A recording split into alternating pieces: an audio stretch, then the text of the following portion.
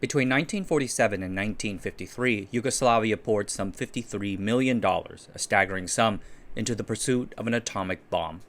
Edvard Kardel, one of Marshal Joseph Tito's closest associates, said in 1950, "We must have the bomb. We must build it even if it costs us 1/2 of our income for years." Yugoslavia was uniquely positioned to achieve the bomb, but in the end they didn't. The bomb project, in all practicality, ended in 1970. In this video, we look at Tito's drive for the atomic bomb and why it failed. Before we begin, I want to call out the work of Dr. Marko Miljković. His PhD thesis on the Yugoslav atomic bomb project, Tito's proliferation puzzle, is by far the most comprehensive work on this unique piece of history, and he's writing a future book on it as well, and I hope to read it when it is ready. Jacques Hymans of USC also did a great job explaining the program in the context of other state nuclear weapons programs. His book, Achieving Nuclear Ambitions, was excellent. I also want to beg forgiveness about my pronunciations of people's names here. I did indeed look up the ways, but I'm not Serbian. I gave it my best. Now on with the show. In 1909, a guy named Pavle Savić was born in Greece, settling in Belgrade. He grew up with a deep interest in the sciences, graduating from the University of Belgrade with a degree in the physical sciences. Savić then married and went to France, where he was eventually accepted to study physics under the legendary Irene Joliot-Curie at the Radium Institute. Irene was Marie Curie's daughter and herself a Nobel Prize winner in chemistry. It was an exciting time to be in nuclear physics. In 1939, Savić studied the effects of uranium bombardment by neutrons. Understanding such reactions are crucial to today's nuclear weapons and reactors. That same year, 1939, Savić also joined the Yugoslav Communist Party, meeting Tito in Paris for the first time.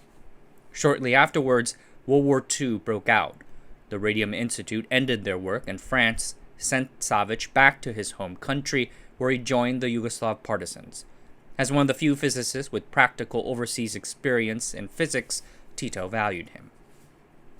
In 1944, Savić was sent to Moscow as part of a Yugoslav delegation to possibly secure future Soviet backing and make connections as a scientific attaché. There, he joined one of the Soviet science institutes, the Institute of Physical Problems. In Moscow, he befriended members of the Soviet atomic bomb project, including future Nobel Prize winner Pyotr Kapitsa. He worked on liquid helium research and even received an offer, though later withdrawn, to work on their fission projects. But with the Yugoslav partisans on the verge of victory, Tito recalled him back to Belgrade. Then in another reversal, Savić returned to Moscow the next year, ostensibly to learn how to rebuild the University of Belgrade. In late 1946, Savić returned to Yugoslavia with his family for a well-timed vacation. It came at a time of worsening relations between the two socialist nations. Unable to return to the Soviet Union, Savić took a position at the university. Soon thereafter, Tito called him into action once more. In the second half of 1947, the Yugoslav government founded the Institute of Physics at the village of Vinča, about 12 kilometers outside Belgrade. This had been done at the behest of the Soviet Union, a way to connect the two countries. Savić was asked to oversee its construction and serve as its founding director, and he styled it after the research institutes he saw in the Soviet Union. But Tito's desire for independence eventually exposed a rift between himself and Stalin. In 1948, disagreements over Tito's encroaching influence in Greece, and particularly Albania, led to the exchange of letters that presaged the momentous Tito-Stalin split. Tito initially tried to repair relations, but the situation continued to deteriorate throughout 1948 and into early 1949. Fears of a possible Soviet military invasion, paired with the news of the first Soviet atomic bomb that August, likely cemented Tito's determination for a bomb of their own. Yugoslavia's nuclear program centered on 3 institutes. In addition to the first nuclear research institute in Vinča, later named the Boris Kidrić Institute after the country's lead economist, there were 2 others. In 1949, the government founded what would eventually be called the Josef Stefan Institute in Slovenia. Today, it is Slovenia's largest research institute. And in 1950, the Ruđer Bošković Institute in Croatia. Its founding director was Ivan Supek.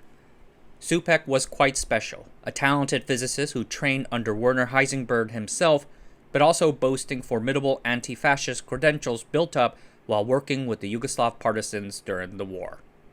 An atomic program cannot be successful without fuel. Fortunately, Yugoslavia found some within their borders, located with the partial help of the Soviets. In the late 1940s, the US and Soviets raced to secure known deposits of uranium around the world, the Americans in the Belgian Congo, the Soviets in Czechoslovakia and East Germany. In mid-1947, between July and October, a delegation of Soviet scientists and geologists came to Yugoslavia with little formal notice. The delegation began searching the country's mines for something, not saying what. One unnamed Yugoslav geologist accompanied them, recording his observations. He remembers seeing the Soviets taking rocks from various mines and measuring them with tools that looked like spectroscopes. The Soviets eventually returned to the Bulgarian border, carrying a few samples with them.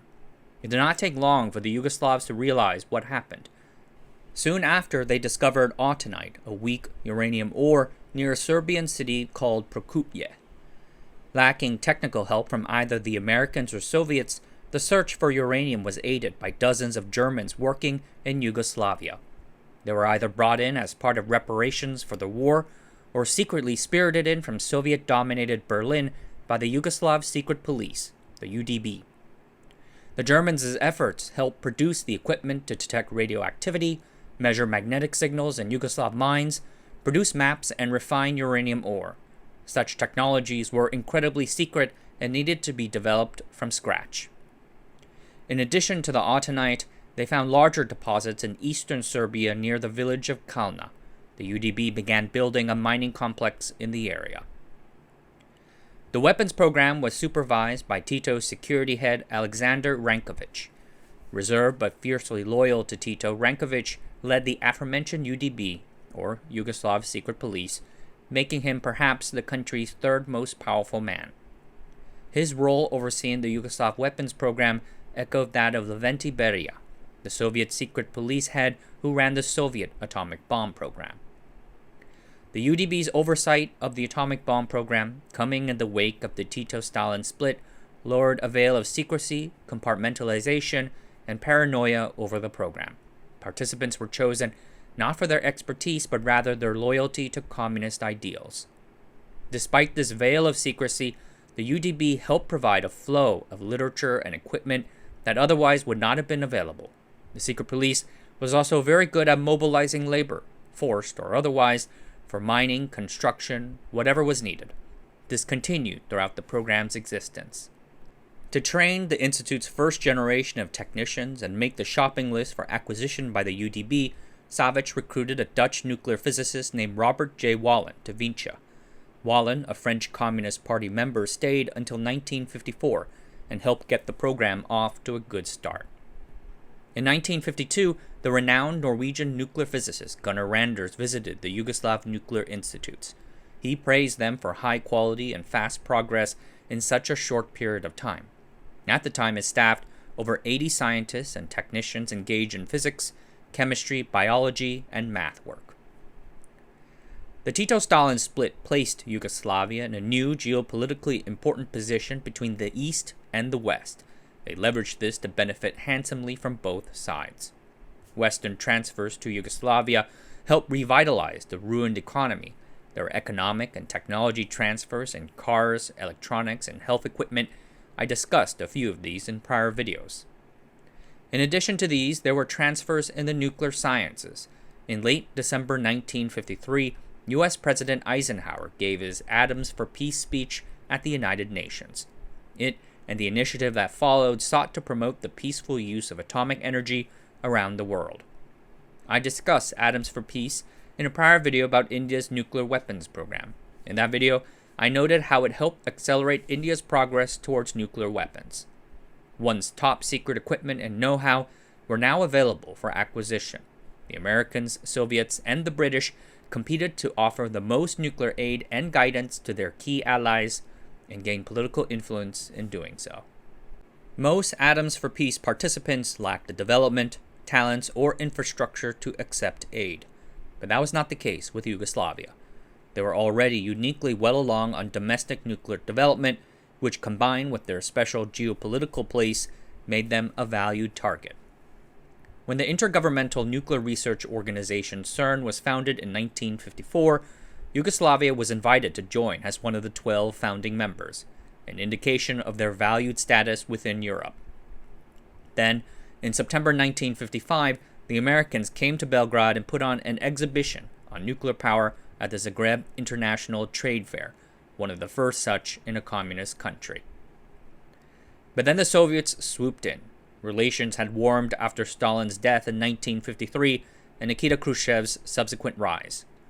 The Yugoslavs wanted a large heavy water reactor and enriched uranium fuel. In August 1955, Westinghouse wrote a letter offering a 10-megawatt pressured water reactor, the same type used for the Nautilus nuclear submarine. Yugoslavia was the first communist country of any sort to receive such American preference. The Soviets moved fast to offer something similar, a 6.5 megawatt reactor capable of going to 10 megawatts, but seemingly attached to far more liberal conditions. Yugoslavia would get to participate in the underlying technology and request specific modifications. Plus, they got to own the heavy water and the uranium fuel. It looked like a seriously good deal that fit with Savić and others' desire for independent development, and the fact that it was the same reactor given to the People's Republic of China was political brownie points. Thus, in January 1956, the Soviets and the Yugoslavs sealed a pact, leaving the Americans somewhat shocked. Not to be dissuaded, the Americans later offered equipment and even a small, very basic Triga Mark II research reactor. It fired up at the Josef Stefan Institute in Slovenia in 1966. However, American insistence on strong controls, including facility inspection visits, plus the ongoing pact with the Soviets, impeded further, deeper cooperation. To produce a bomb, you needed a design and a critical mass of nuclear material, either plutonium or highly enriched uranium. One of the challenges of a weapons program is getting or producing enough of this nuclear material. Yugoslavia's plan towards atomic bomb production, first designed in 1957 by a central planning committee, was to build a series of increasingly powerful nuclear reactors. These reactors would produce the needed nuclear material. The first reactor was the aforementioned 6.5 megawatt reactor that the Soviets agreed to transfer over to them, called the RA. This RA would ideally be fed with uranium fuel produced domestically. After the successful RA transfer, the program would then build a larger plant, producing 65 megawatts of thermal power by 1965. 5 years later, in 1970, the Yugoslavs would complete a third, even larger plant, producing 250 megawatts of thermal power. This third 1970 reactor would be large enough to produce the necessary amount of plutonium for a test explosion and 10 bombs a year, eventually. This plan follows the line of India's atomic bomb program. The Canadian-designed Cirrus research reactor that they received in 1955 converted natural uranium into weapons-grade plutonium-239 via neutron bombardment. That formed the basis for their bomb. Yet there was a faster way to a bomb, if so desired. China's first atomic bomb, detonated in 1964, used uranium-235. Uranium-235 is pretty rare in nature. However, there are ways to separate this uranium-235 from the more common uranium-238 without a reactor. Once you get enough uranium-235, generally 80+% enrichment, you can integrate it into a bomb design, particularly an implosion-type design which requires less fissile material. In doing so, you skip having to produce plutonium in these increasingly larger reactors, which is good because reactors are big, expensive, and very visible to everybody in the global community. This is what China eventually did, and it demonstrates both how badly they wanted the weapon as soon as possible, plus their mastery of the basic nuclear physics behind it. Yugoslav planners either did not know about China's approach, or they were also thinking about the reactors' civilian benefits for generating power. The idea seems to have been that they wanted their cake and to eat it too. As the RA was being built, Yugoslavia decided to first produce another reactor, a zero-power reactor called the RB. As the name implies, this first reactor was meant for training rather than generating power or producing plutonium, an indigenous prototype to stretch the industry's wings for future work. The reactor first went live in May 1958, 2 years after India's swimming pool-type reactor, Apsara, went live. This made Yugoslavia the first Balkan country to perform a nuclear chain reaction of any kind, a point of national pride. The RB reactor's core was assembled from uranium fuel slugs cladded in aluminium, immersed in a tank of heavy water to moderate the fission reactions. The aluminium tank is suspended in the air by a metal frame, and below is a basin to catch any leaking water. Zero-power reactors, like the RB, are designed to be very simple and safe. But in October 1958, just 6 months after the RB went live, the Institute suffered a horrible accident. During an experiment, the heavy water level unexpectedly rose, causing a supercriticality incident. However, nobody knew about it until people started smelling ozone in the air about 10 minutes after the incident occurred. 6 reactor operators then standing close to the reactor were hit with large doses of radiation. Everyone quickly evacuated, but apparently one last operator, a 24-year-old physics student named Života Vranić, went back into the facility to turn off the reactor, which required climbing up onto the metal frame. The 6 irradiated victims received doses believed to be fatal about 50% of the time. They were sent to Paris for treatment at the Radium Institute. 1 recovered thanks to traditional blood transfusion treatments. 4 others survived thanks to the world's first successful bone marrow graft between unrelated hosts and donors, performed by the French oncologist Georges Matte. Vranić, unfortunately, however, received too large of a dose and passed away. A scholarship fund was established in his honor, and the media elevated him to the level of a national hero and pioneer. What exactly happened then is not entirely clear. In an interview given in 1986, nearly 3 decades later, Savić said, "Even with a bicycle, if you remove the brake, you can break your neck." And that's exactly what happened in 1958 in Vinča. They suffered due to their own negligence as they removed all the brakes from the instruments. In response to this, one of the irradiated survivors, Stijepo Haduković, published an account after his death in 1997 saying that none of the 6 reactor operators removed anything, and argued that the reactor had not been safe. The only tool to measure the heavy water level was a rod. There was no way to automatically shut the reactor down, and the safety alarms had been turned off, apparently so not to startle people. He blamed the work supervisors for carelessly doing experiments without any safety precautions. The Vinča incident was an embarrassment to the party's nuclear ambitions. After all, the RB reactor was their pride and joy, so domestically they hushed it down. It became clear to the government that the nuclear project was far harder and needed far more investment than first anticipated. New procedures and radiation protections had to be developed. But there was one upside to the whole thing, if you can call it that. The accident helped internationalize Yugoslavia's atomic efforts. The investigation of the accident had been one of the International Atomic Energy Agency, or IAEA's, first official acts. That investigation allowed the government to both display its openness to the international nuclear community and build deeper connections into that community, which became very valuable considering what happened next with the Soviet partnership. I mentioned in my prior video about the Chinese atomic bomb project that there were great differences between what the Soviets said and what they actually did. What the Soviets promised back to the Yugoslavs when signing their pact in 1956 looked on the surface like a wonderful deal. The RA was based on a design already given to the Chinese, but with modifications to let it use Yugoslavia's naturally occurring uranium fuel. The Soviets also promised to teach Yugoslavian scientists the art of refining uranium ore into fuel. Whatever the Yugoslavs demanded, the Soviets agreed. But alas, it was too good to be true. The Soviets reneged on virtually everything, running the same delay tactics they ran with the Chinese. Now that the agreement was signed, the Soviets can quote-unquote steer the Yugoslav program in the way they truly wanted. Soon after signing, the Soviets claimed that it was too complicated to modify the reactor design. They sent faulty parts that broke down after a while and then delayed the replacements. They also stonewalled the Yugoslav scientists' training and knowledge transfer, and yet the Yugoslavs had little choice but to go along. The RA reactor nominally entered operation in 1959, but soon after the opening ceremony, Yugoslav officials diagnosed many technical problems.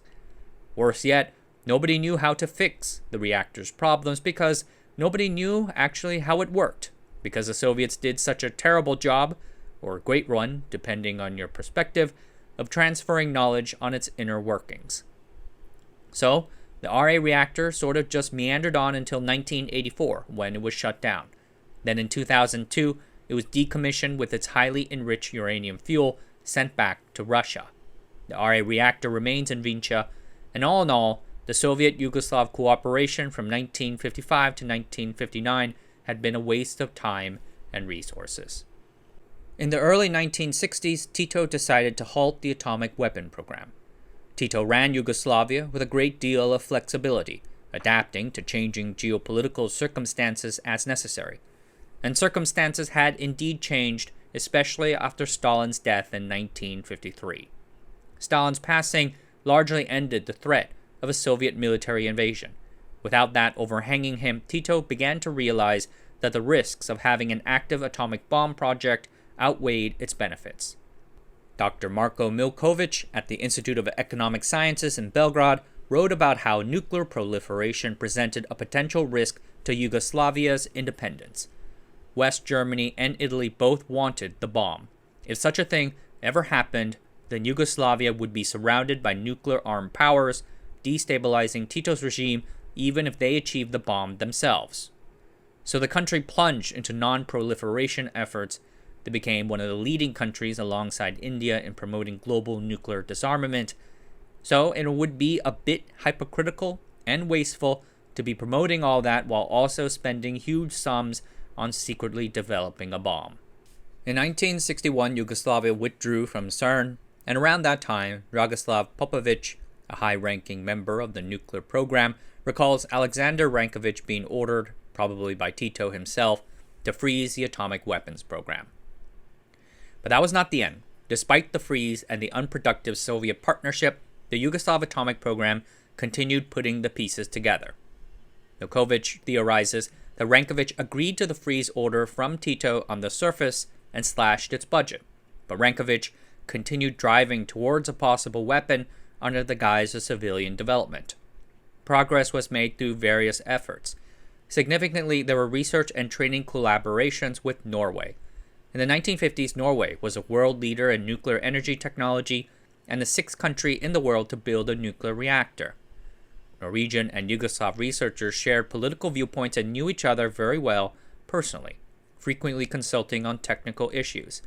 In the 1950s, Norway became the only country to accept and train Yugoslav scientists on reactor physics. This culminated an agreement to transfer the engineering plans for a Purex plant from a Norwegian company called Noratom to Vinča. Purex stands for Plutonium-Uranium Reduction Extraction, and it is a method of extracting plutonium or other weapons-grade material from spent uranium fuel. The plant began operations in 1966, ostensibly for reprocessing the RA reactor's spent fuel. It was laboratory scale with 4 hot cells producing only 0.7 grams of OK pure plutonium. But Yugoslavia knew how to reconfigure the equipment to get a purer weapons-grade plutonium, and with the engineering plans in hand, they could also scale up production if they so wanted. One of the reasons Yugoslavia cited for leaving CERN had been, quote, difficulties with Yugoslavs who did not want to return, end quote. In other words, their talented and well-trained scientists were leaving. Atoms for Peace had helped create a thriving industry. Western institutions funded scholarships and new positions, giving talented Yugoslavs an opportunity to grab better-paying, more prestigious jobs abroad. And since they were allowed to travel abroad and interact with various members of the international nuclear community, these Yugoslavs had the contacts to get these opportunities. You also cannot ignore the political aspect. Yugoslavia was certainly more open than the Soviet Union, but nowhere near as open as the West. Scientists disagreeing with the government had the option to exit and often took it. Yet this brain drain had a dark side too. It allowed the ongoing Yugoslav atomic weapons program to place their countrymen in privileged positions abroad, including within the IAEA itself. There, these people continued supplying serious, top-secret nuclear details back to their home government. This information helped the program skip expensive pathfinding efforts and achieve what would have previously taken years. Most audaciously, Yugoslavia tried to get the IAEA to fund and build a medium-sized nuclear reactor within their borders. This reactor was ostensibly to be a training ground for people from non-aligned countries, but it could also be a stepping stone towards producing bomb materials, lifted right from the aforementioned 1957 Yugoslav plan for increasingly larger reactors. However, the proposal did not pass scientific scrutiny. Ivan Supek, the founding director of the Ruđer Bošković Institute and dissident, savvily critiqued it as being uneconomical for civilian purpose alone. The quiet part, of course, being that the plan's real goal was for a bomb. Supek himself later speculated that Ranković wanted to seize the state nuclear science apparatus as a vehicle to empower himself or his UDB cohorts. Such suspicions only intensified after the uranium mine in Kalna began work in 1962. It is not entirely clear why Ranković continued the atomic weapons program right under Tito's nose. Perhaps he felt it necessary for his country's survival, or, as Supek said, it was a play to grab power or resources for his cohorts. But his efforts throughout the 1960s put the country closer than ever to a potential nuclear weapon if it so desired. The pieces were all there. You had the secret police still bringing in a stream of top-secret information acquired from the West. There was the uranium mine at Kalna, which had enough uranium ore to produce at least a few weapons. And unbeknownst to Yugoslavia, there was a yet larger mine within its borders, though it laid undiscovered until later. And then there was the Purex plutonium reprocessing plant transferred over from Norway, which could have been scaled up to an industrial venture. The only missing thing was a reactor to produce the spent nuclear fuel for said Purex plant. Had the government or the IAEA funded one, the bomb would have been within reach. In the end, however, that did not come to pass. By 1963, Ranković was out of the nuclear program entirely. Such attempts to work around Tito probably contributed to his later fall from power in 1966. And then in 1968, Yugoslavia signed the Non-Proliferation Treaty, ending any final thoughts or attempts at a nuclear weapon. In 1970, Yugoslavia ratified the NPT and dissolved their Federal Nuclear Energy Commission, the once powerful council which had overseen their nuclear work since 1955. In 1974, India detonated what they called a peaceful nuclear explosion, if one could ever call such a thing that, and it triggered one final grasp for the bomb. Tito must have seen the detonation as a potential threat. A month later, he called a meeting of the armed and intelligence forces. Tito then demanded that the country operate a civilian nuclear program to disguise a second program crafting a bomb, called Program A. There was some movement, but too much had been lost since the 1970 shutdown. Over 1,300 talented scientists had left the country for better posts abroad. The uranium mine at Kalna had been shut down for several years, and the international atomic community had tightened its restrictions on nuclear materials with potential dual-use possibilities. And of course, Yugoslavia had previously signed the Non-Proliferation Treaty with its safeguards. It was too late. One Croatian physicist, Ivo Slaus, present at the 1974 meeting, thought the whole thing was a bluff rather than a real attempt. Everyone nodded in agreement, but little actually happened afterwards. Tito himself passed away 6 years later. In the end, Yugoslavia got a lot closer to the atomic bomb than you might expect. They had access to uranium fuel, strong nuclear research institutes, connections to the international atomic community, and could have had a pathway to enough material for a bomb. But a few things went wrong. The partnership did not deliver, and the geopolitical winds changed. Once they shut it down the first time, getting it back was no longer practical. And good thing too, considering the turmoil that engulfed Yugoslavia after Tito's death. Imagine what the presence of nuclear weapons would have meant for the region. Yugoslavia's nuclear program retains a legacy though. Vinča still has a bunch of nuclear waste. Plus, there is the abandoned Kalna uranium mine. Lots of this stuff is radioactive still, and the Serbian government has to figure out how to get rid of it. Alright everyone, that's it for tonight. Thanks for watching. Subscribe to the channel, sign up for the Patreon, and I'll see you guys next time.